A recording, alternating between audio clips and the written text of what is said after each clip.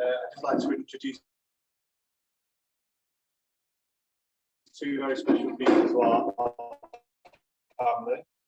My mum's sisters, when Joshy and Dahlia and the Auntie grandma sadly passed away in 2019, we lost both in 2019, that my aunties stepped up and became kind of de facto grandmas for Joshua, Dahlia and Leanne. A very special relationship, special bond, even more special towards Joshua, because the first time he saw the two of them, it was always, "Where's my chocolate biscuit cake? Where's my smoked salmon sandwiches, please?" Which you would expect. We had a very close relationship with them. So I've kindly asked the two of them if they would kindly speak about Joshua. I'll tell you about the biscuit cake first. When Joshua was in hospital, nobody got biscuit cake. Oh my gosh, biscuit cake. Not until Joshua comes out, we'll get biscuit cake. Still haven't had it. Joshua got it. About the biscuit cake. I just want to thank you, Jonathan and Mandy, for asking me to talk to you tonight. First, to say how much I admire the courage and dignity you, Dahlia and Leanne have shown these past months.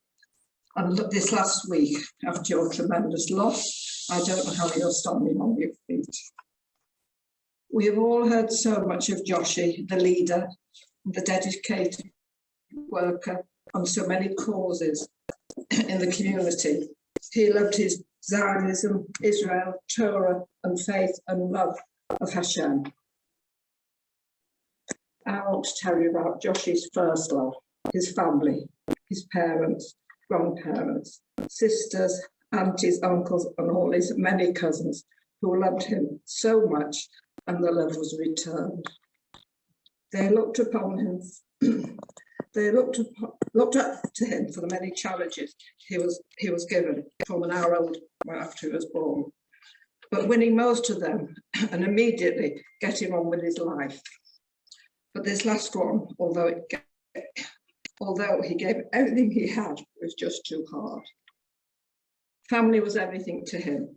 We were so happy when he came to Michal's bat mitzvah, surprised us all as he was just out of the hospital that day.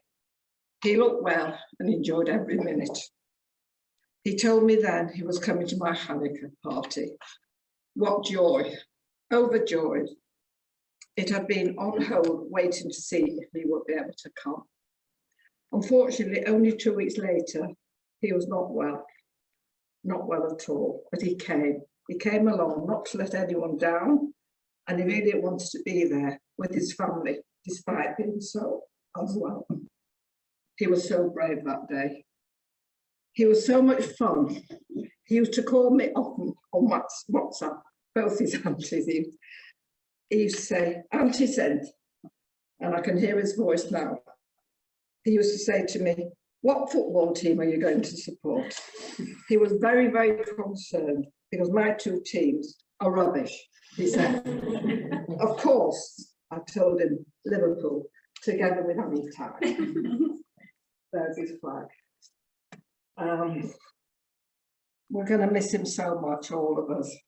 Just rest in peace, my dearest, gorgeous, great nephew, Joshua. That's how I signed off on all my texts and WhatsApps to him.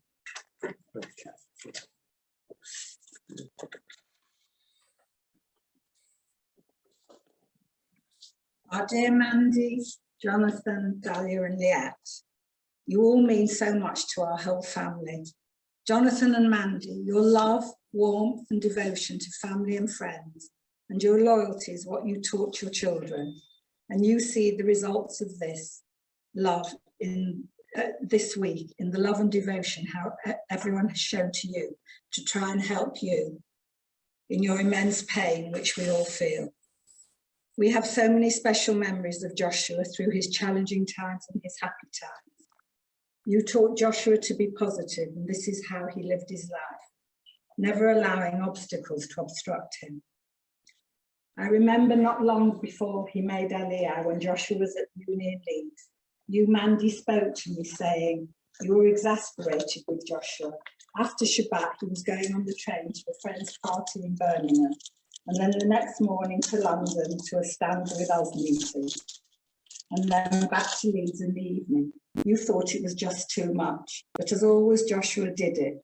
He refused to accept any restrictions into his activities because of his health. As we all know, Joshua was a large part of Leeds JSOC, and he discussed with me how he was concerned that whilst there were so many Jewish students in Leeds, few identified. Joshua didn't differentiate between people's religious beliefs, but found it difficult to understand that they didn't want to identify and be part of JSOC. I told him that that was always the case, but he bothered him so much, and he only wanted to find a way to interest them and identify. It was not enough that I said it was nothing new. He wanted to encourage these students, and he hoped it would enrich their lives as it enriched his. When Neville passed away almost 4 years ago, everyone was so moved when Joshua davened so beautifully each evening at the Shiva that he wanted to do for his grandpa, T3 Nev, as he called him. Then within 18 months, Joshua, Dahlia and Liat lost their 2 wonderful grandmas, and this was so hard for them to bear and understand. As we have talked during the last week, it is our hope that they all are together looking after each other. Last summer, when Joshua did his walk each day, he would video call whilst walking, and it was such a delight to see his smiling face in the sunshine, something that I will always treasure in my mind. Joshua was such a kind, thoughtful and generous person to old and to young alike, always putting himself before others. He was as happy talking to me about anything and everything as he was discussing the latest Liverpool match with Amitai.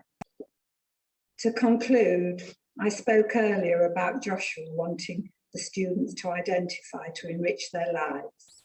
I am more than 3 times Joshua's age, but he truly enriched mine, and the lives of so many people he touched is remarkable.